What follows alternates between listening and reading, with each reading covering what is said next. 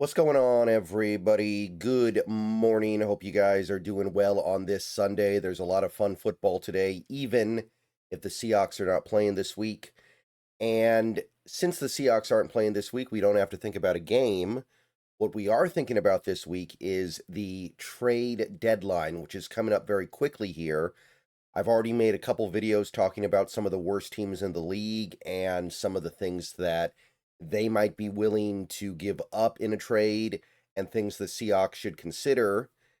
But I'm going to make a separate video for this one because this does not concern one of the worst teams in the league. This actually concerns a pretty decent team that is seemingly thinking about shaking things up a little bit. So we're going to talk about this Brian Thomas Jr. thing, and I know some people are going to say there's not much here, and you're right. I think that's almost certainly the case, but this is certainly a hot topic. Back in 60 seconds. All right, guys, let's take a minute so I can tell you about Sleeper, a one-stop shop for all your sports needs.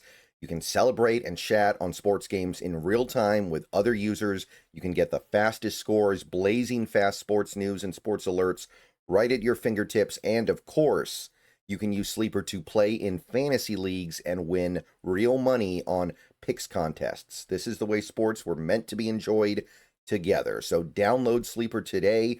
Use promo code SBN to get up to a $100 match on your first deposit. And you can pair that with another promo they have right now where you can get a $20 entry free with no deposit required. So get both of those things going. Terms and conditions apply. See Sleeper's terms of use for details. Currently operational in over 25 states and growing. So check out Sleeper today. Get to it and go have some fun with sports this year. All right, welcome back. So real quick before we start talking about this, which definitely merits some discussion on some level, I want to say real quick, thank you to everybody who is helping me go. I don't know why it's auto-playing this video. I didn't ask it to do that, but thank you to everybody who's helping me blow up on TikTok. I've only been there for a few days now, and we've already got a video that is about to hit 40,000 views. We've got almost 8,000 likes. By the time this video gets posted, we're going to be close to 500 followers, and I've only posted 3 videos. So if you're not already following me on TikTok, get over there. It's Seahawks Brendan Nelson. Having a fun time over there, picking up a lot of new viewers. There will be at least one more video posted either later today or tomorrow. And then we'll see where things go from there. All right, so now that I'm done plugging the TikTok, let's talk a little bit about this. So yesterday there was a very interesting report, and the Seahawks were not directly mentioned, but there have been a few people that have drawn a line between this and the Seahawks. And bottom line is, this kind of stuff should never happen in the NFL.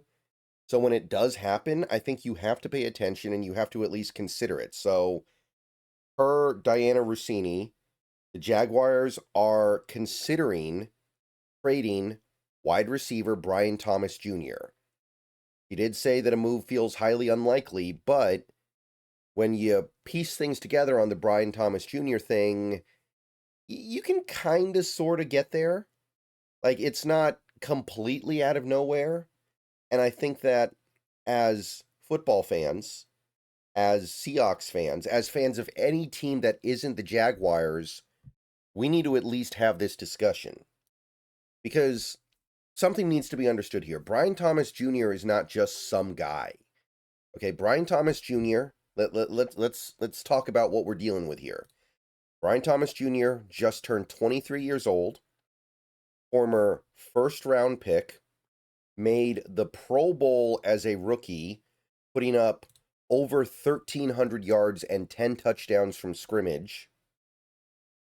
And he, as a former first-round pick, not only does he have 2.5 years left on his rookie deal, he has a 5th-year option that basically gives you 3.5 years of cheap club control on his play. Now, this is a very good player. This is a player that gets extended probably after year 3, but you're still going to have that lowered value, that lowered cost, compared to an older player that is closer to the extension.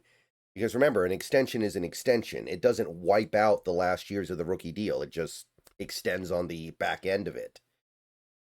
And despite everything that I just said, Brian Thomas has not been nearly as effective so far in 2025. He's been inefficient, has not been nearly as productive, has 2 touchdowns, one of which is a rushing touchdown, by the way.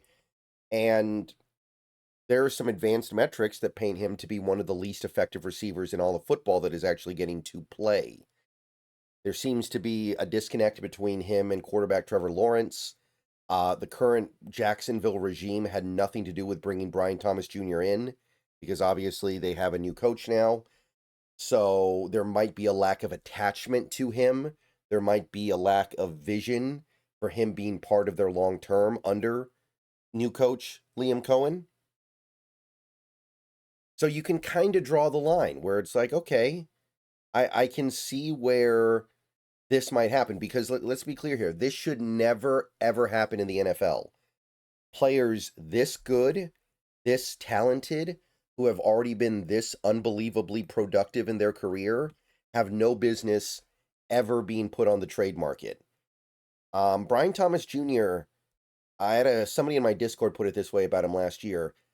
He, as a rookie, was basically the best case scenario for DK Metcalf in his prime.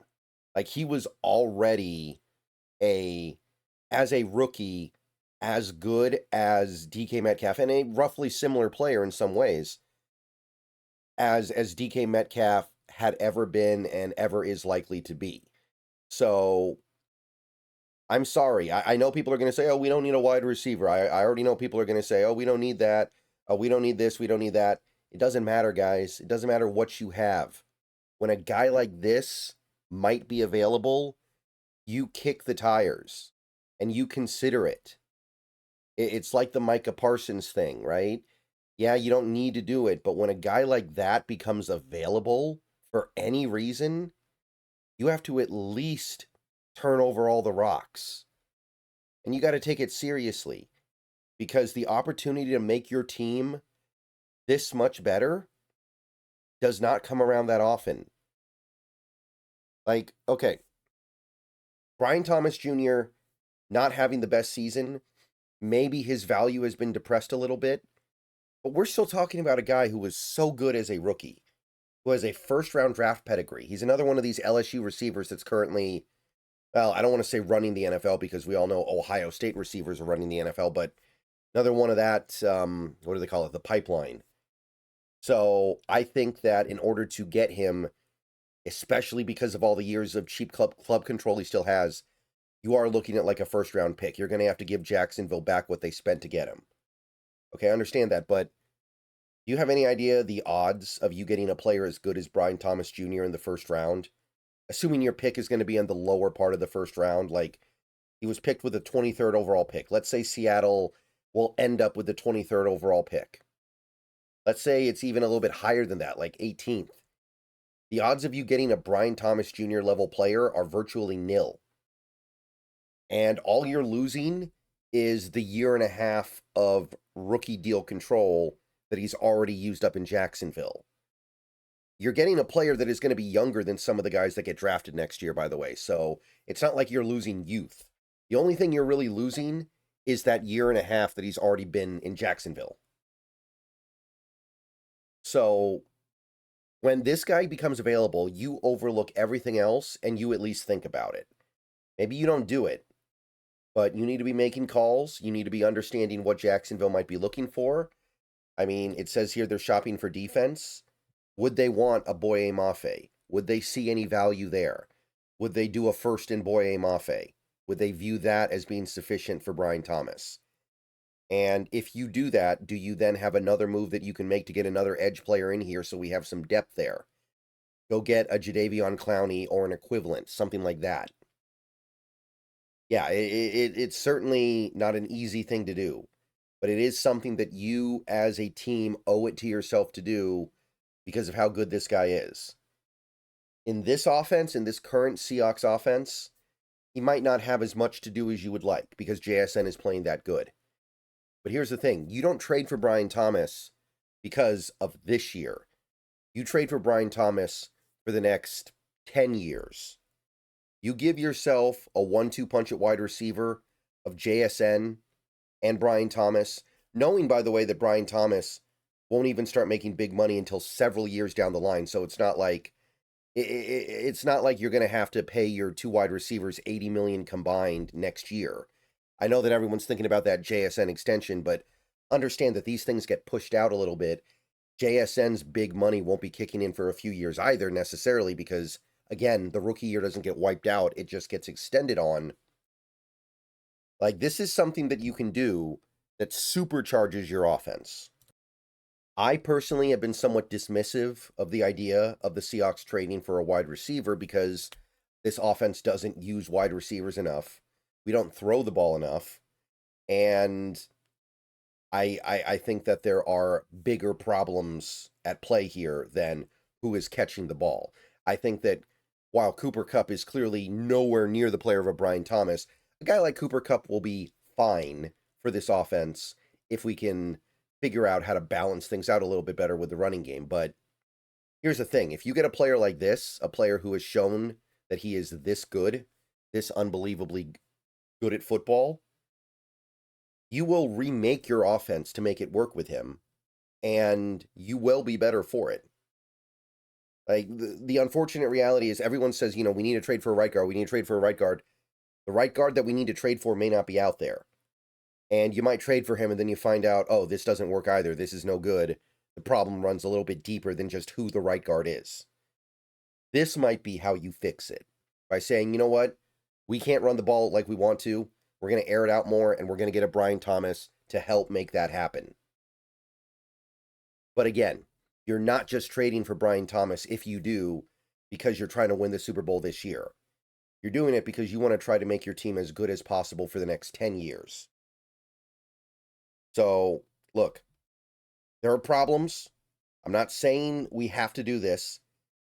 If for no other reason than I think that Jacksonville is very unlikely to actually pull the trigger on this because this player is just a little too talented. And look, I don't know what he's going through right now. Seems like he's afraid of getting hit. Seems like he doesn't have a lot of faith in Trevor Lawrence to protect him. Like, maybe that's something that could be fixed with a quarterback who's playing better, and Sam Darnold is certainly playing better. And Sam Darnold's playing some really good football right now. Maybe he'd be excited to get caught up in Darnold fever here in Seattle. Maybe that would reinvigorate him a little bit. But bottom line is that when a player this good and this young and this cheap, and by cheap I mean salary, becomes available for any reason, you are obligated to think about it. You are obligated to make the calls, and you're obligated to at least put your foot in. It doesn't mean you do it, but you're not doing your job if a player this valuable becomes available in theory, and you go, well, we're not going to touch that because I want to trade for this instead. No, the players that are available are the players that are available.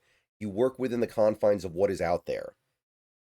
And if this is out there, you got to at least make some calls. So that's what I think about this. I seriously doubt anything happens. Again, I think this player is just too good to be moved. In Jacksonville, by the way, remains a contender. They can still make the playoffs this year. I know things are slipping away from them a little bit the last couple weeks, but that is still a pretty good team. Don't know why they weaken themselves right now when they're trying to justify this Trevor Lawrence era and they're trying to give a soft landing spot for Liam Cohen, making things as easy for him as possible. And what I would say is this.